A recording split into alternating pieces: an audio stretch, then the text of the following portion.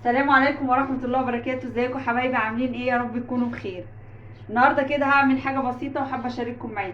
طبعا النهارده زي ما انتم عارفين وقفة عرفات، كل سنة وانتم طيبين وكلنا صايمين ويعود علينا الايام بخير يا حبايبي. وقلت اشارككم اقول لكم انا هعمل ايه النهارده على الفطار، وانتوا كمان شاركوني وقولوا لي هتعملوا ايه، وابعتوا لي على الكومنتات بتاعتكم قولوا لي هتعملوا ايه ونشارك بعض. النهارده هعمل بومبار زي ما انتم شايفين كده، وهعمل ورق عنب. ادي الخلطه بتاعت الورق العنب، وادي الخلطه بتاعت البومبار الجميل بتاعنا، وهعمل طبعا صينيه رقاق.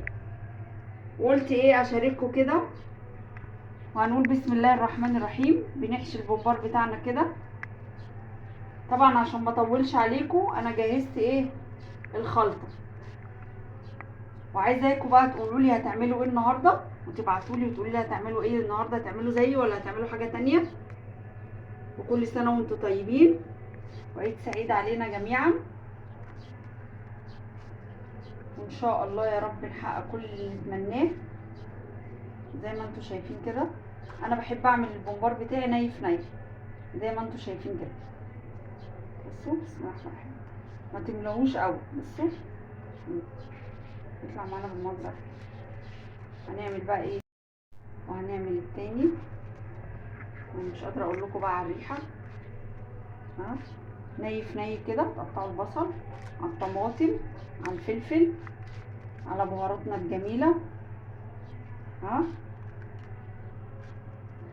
طبعا ما تمليش الصباع قوي عشان يطلع معاكي جميل زي ما انتم شايفين كده. بسم الله ما شاء الله كده كده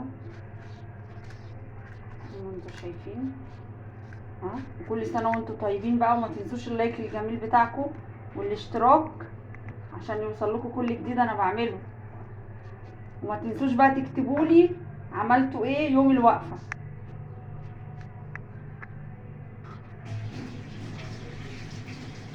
وزي ما انتم شايفين كده ده البومبار بتاعنا. بصوا لما بيتحشي بيبقى بالمنظر ده، ما تملوش قوي. طبعا بنعمله ني في ني، دي خلطته، بنعمله ني في ني زي ما انتم شايفين.